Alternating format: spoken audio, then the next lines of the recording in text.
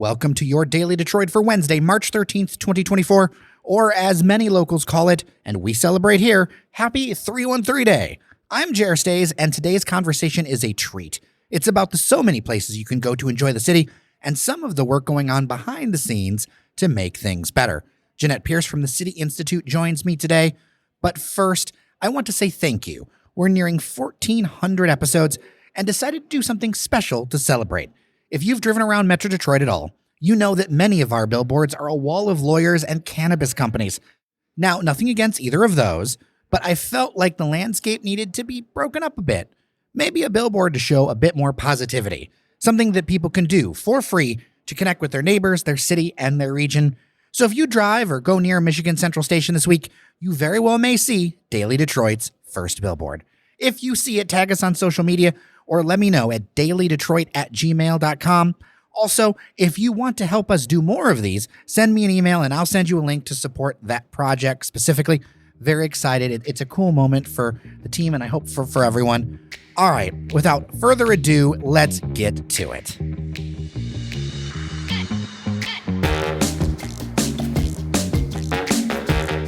Joining me at the Daily Detroit studio in Techtown this 313 day, none other than friend of the show and longtime friend, Jeanette Pierce of the City Institute. Welcome back. It's so great to talk to you, not on Mackinac Island. Oh my gosh, it's so exciting. And I love this studio you have at Techtown. And what an exciting way to celebrate 313 Day by being on Daily Detroit. Well, and you're surrounded by Detroit memorabilia everywhere. It's true. There's the Dilla Time book. I got a thank you in that one. And there's the...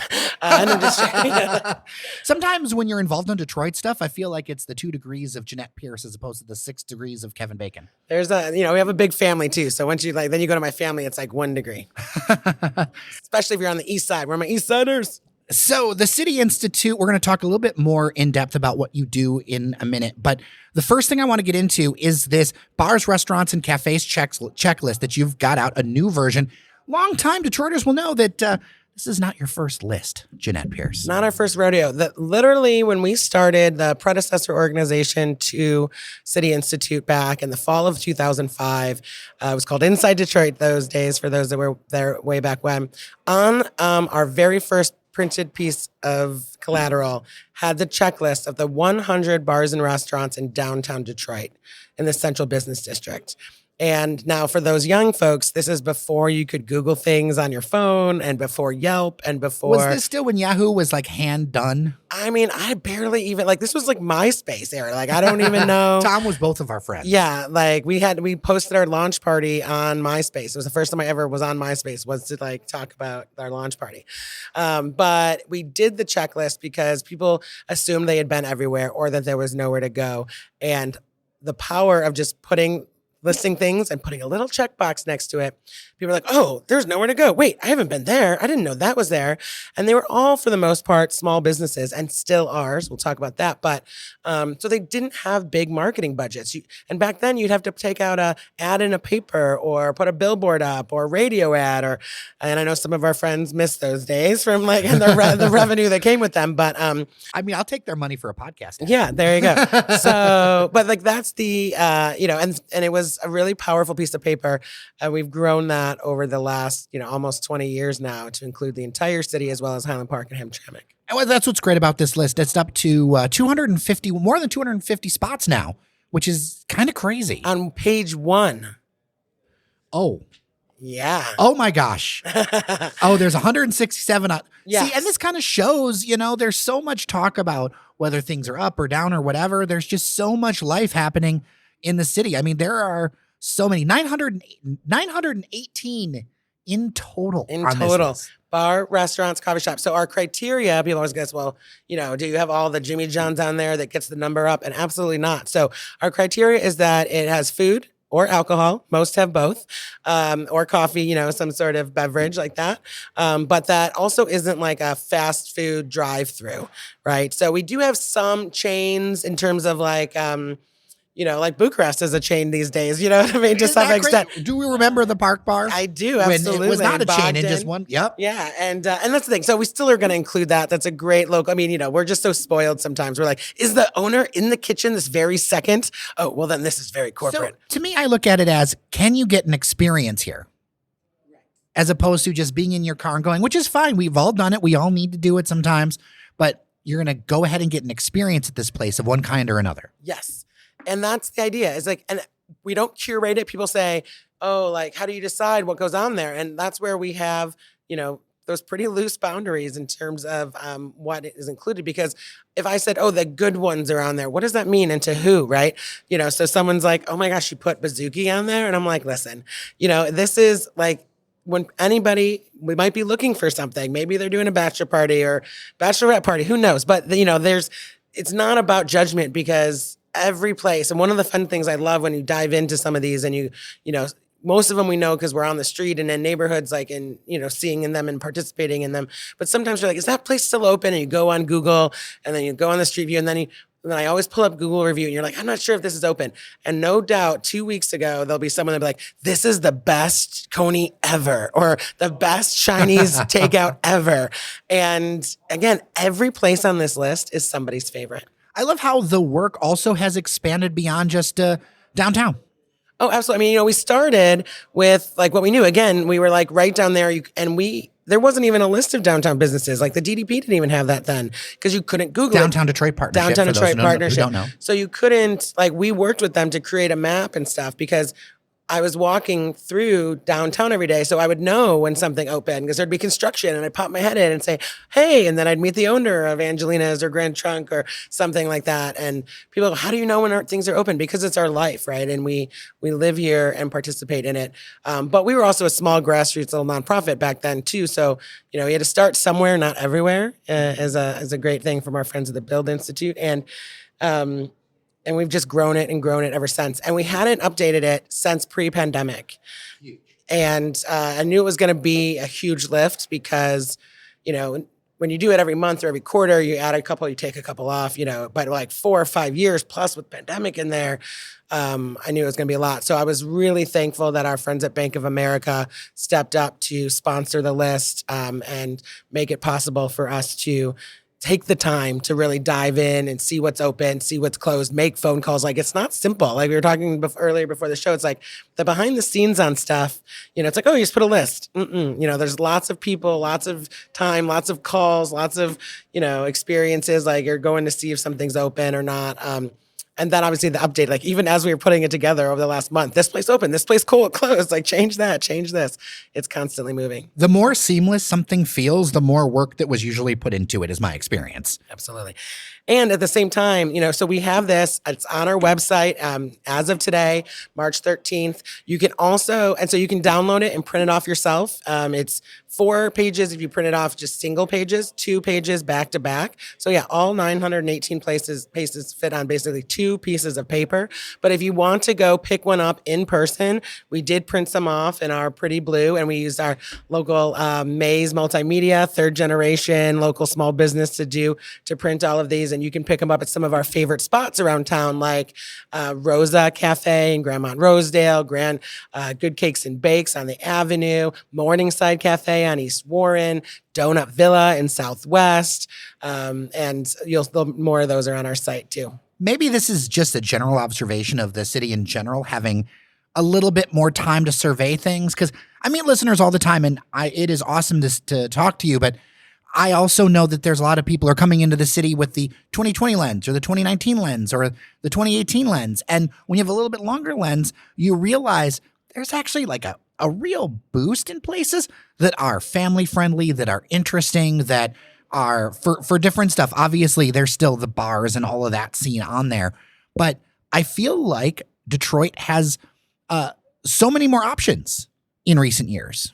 Yeah, there's definitely more places, and a diversity of food, I feel like, comes with that too. 20 years ago, we didn't have any tapas restaurants, right? Like, there's certain things and trends that come. But one of the things too is like, even looking at the list from throughout the years, is that even though there are new places and exciting places, and like in the Book Tower, there's 7 places in one building, right?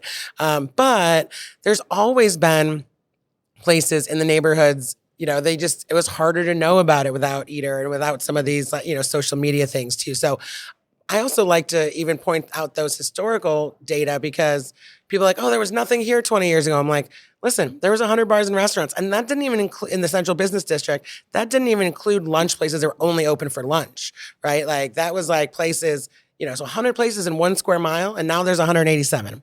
Now we did start counting those lunch places because they are important to people's, lunchtime global is awesome, but it's not open nights and weekends, right? So, but it's on the list now.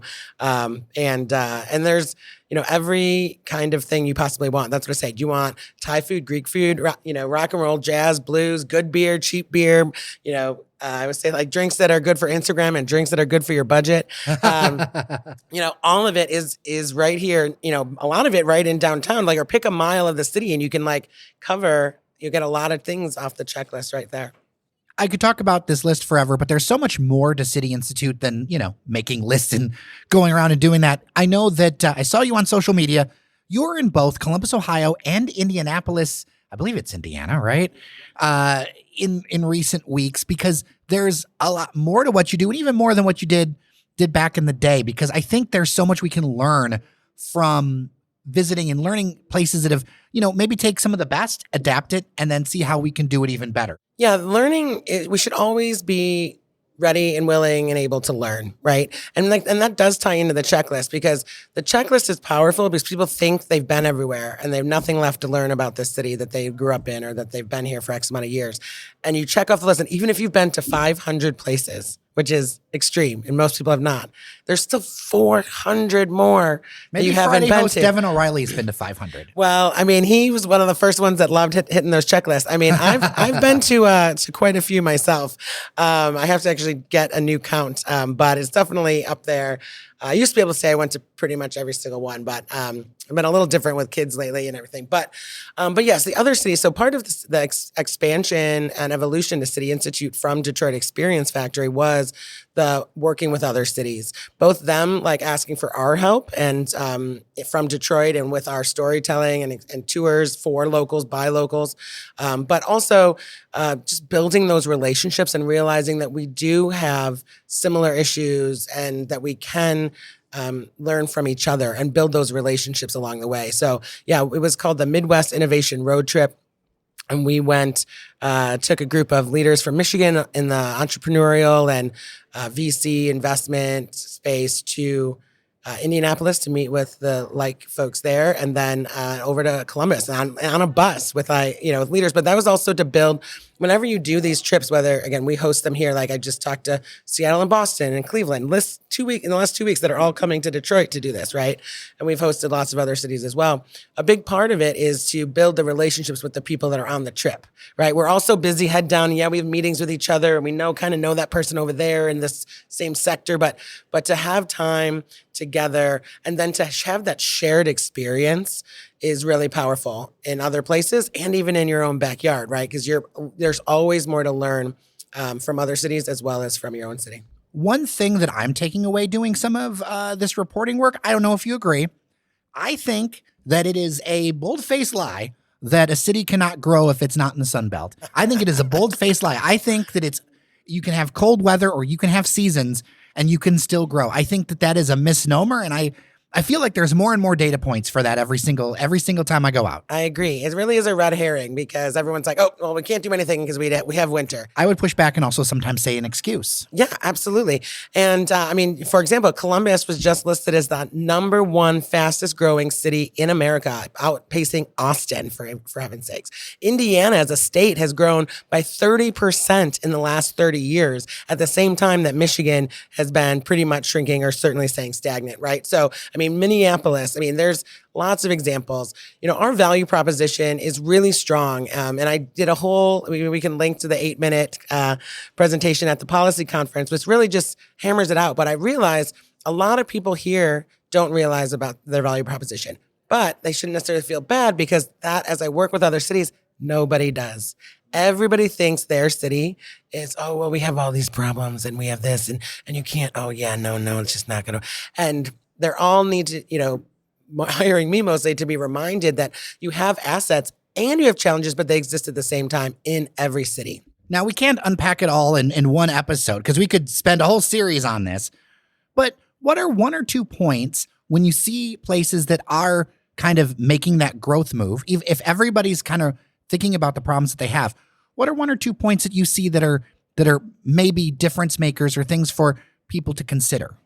The collaboration and the regionalism is really big. And it's not to say that everyone's like kumbaya in every place, but that was one of the reasons, Doug Song and Song United wanted to take this group to visit Columbus and Indianapolis, was to show examples of collaboration, multi-sector collaboration, within the sector collaboration.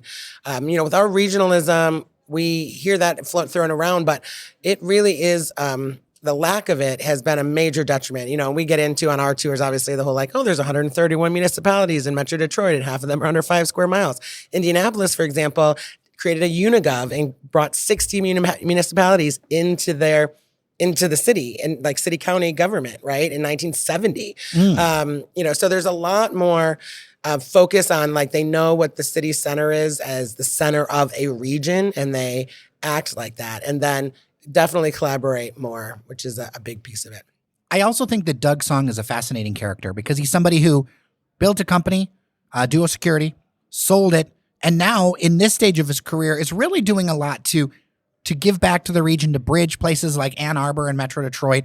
Some people say it's all one area, but other people don't. It's part of making all those connections, because at the end of the day, if we're talking about economic success, if we're talking about creating opportunities, what I have learned, and maybe I am wrong, you can tell me this, connections matter. And the more connections you have, the better off you're going to do.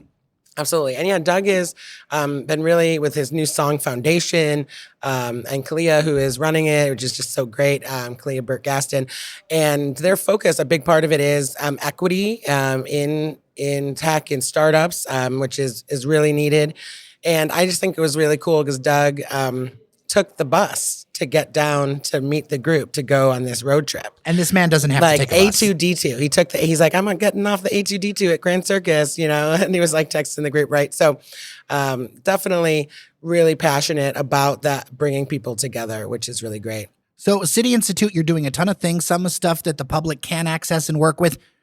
Before I let you go, I don't think you've given up your tour guide shoes yet. No, we do. We still, our mission is to provide a deeper understanding of Detroit so that locals and stakeholders can be better equipped to shape an equitable and thriving city. And we do that through these experiential tours and learning journeys. And in fact, we still have literally a handful of tickets left on our annual Detroit in Context learning journey on Thursday, March 21st. So next week, where we normally do these for custom groups, right, of leaders. But for this one time a year, which is a legacy project of the Detroit Orientation Institute at Wayne State, for those that have been around a while, we were running that the last few years and I took it over.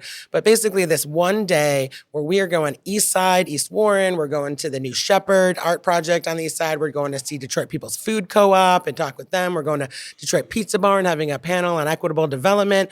And we're going to Southwest, a Donut Villa, and Detroit Hispanic Development Corp, talking to amazing people. And it's my most favorite time of year because we get to put everything together and then bring people together to collaborate on this experience. So there's literally I think 4 tickets left if folks want to go to thecityinstitute.com. You can download the checklist. This is a big deal. How many have you been to? And yes, we will be bringing back the checklist challenge at some point, probably this summer, because when you hand people a list and say, how many have you been to? What do people say? Well, what happens if I go to them all?